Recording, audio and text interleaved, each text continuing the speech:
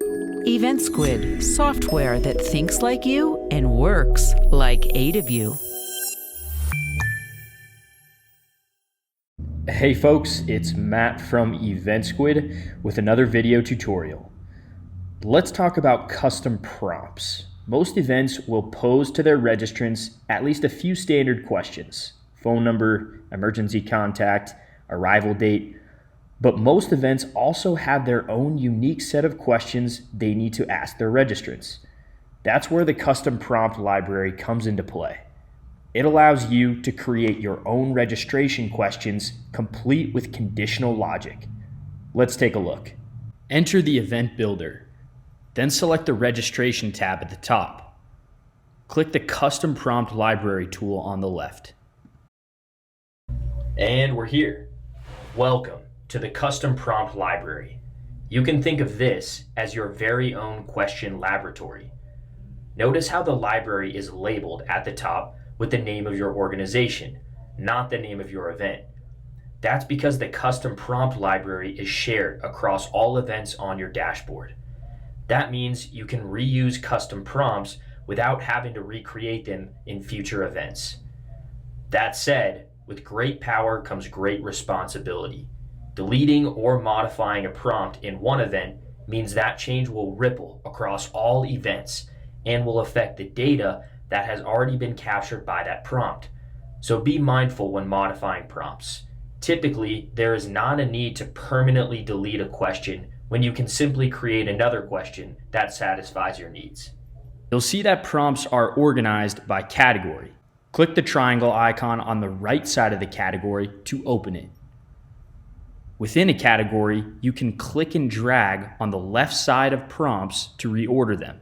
Click on a prompt to reveal its settings and options. Within the prompt, you can modify different aspects of it.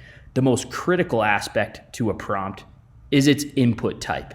There are 5 main input types you can use: drop-down menu, checkbox, radio button, small text box, and large text box. A key thing to note is that the drop-down and radio button input types restrict the user to only picking one answer choice. The checkbox allows the user to pick as many as they want. Keep this in mind when creating prompts wherein the user should only be picking a single answer choice out of the set of choices that you give them. If using a multiple choice type of prompt input, such as a checkbox, radio button, or drop-down input type, you can modify the answer choices on the right side of the prompt settings panel. Click the pencil icon to edit the name of the option.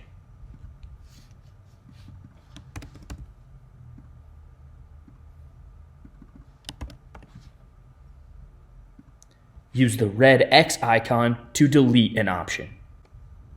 On the left, below the input type setting, you'll see a field called Scope.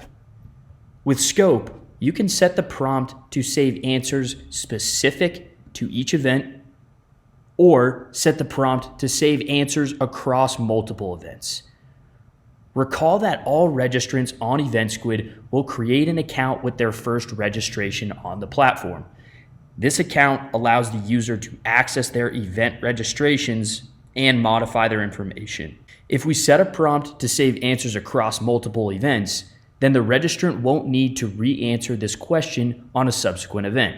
If the prompt is set to save answers specific to each event, the registrant will need to input a unique answer to this question for every event in which you pose this prompt to them. Now that our question is ready for action, we need to activate it on the registration form. Remember, creating a custom prompt in the library is equivalent of adding a new question to your prompt database. This prompt will now be available on any event you create on your dashboard. In order to actually use the prompt on a given event, we need to activate it on a registration form. Scroll up and click the Custom Profiles tool on the left. Let's add this question to the attendee profile. Look under the Form column in the profile grid. Attendee is set to custom, so we need to enter the profile editor for attendee registration. Then select the Form Prompts tab at the top to edit the question list of this profile. In scrolling through the list, I see the prompt I just created in the custom prompt library. Check the box to activate the prompt for this form. Note on the right, you can set this prompt to either optional or required information for registrants. Let's take another quick look at the custom profile grid. Scroll to the top, then click the Back to Profile List button in the upper left corner. Notice how the speaker profile says default under the form column? This means that the speaker profile is using the default registration form configuration.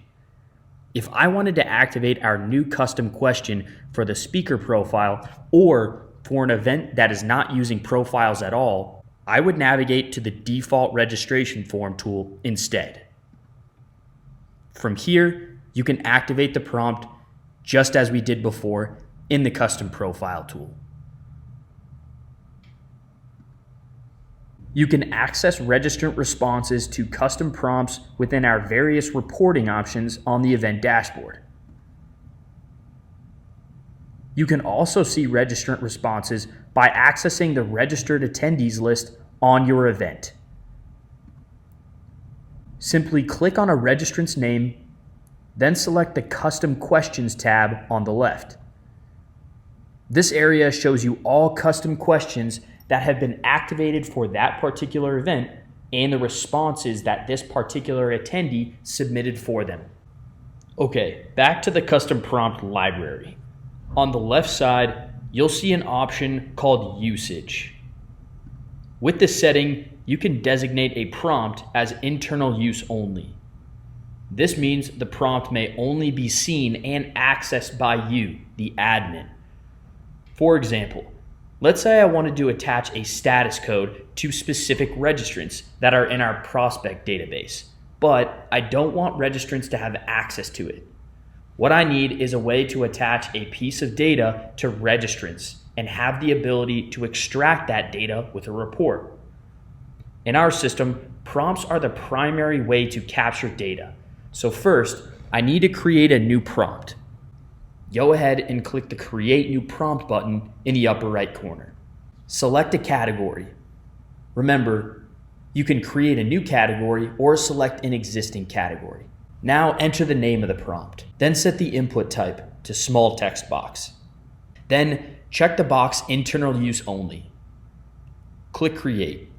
Now that our prompt is set, we need to activate this prompt on the registration form. To activate the question on the form, click the Custom Profiles tool on the left. Then enter the attendee registration profile. Select the Form Prompts tab at the top. Then find the prompt and activate it.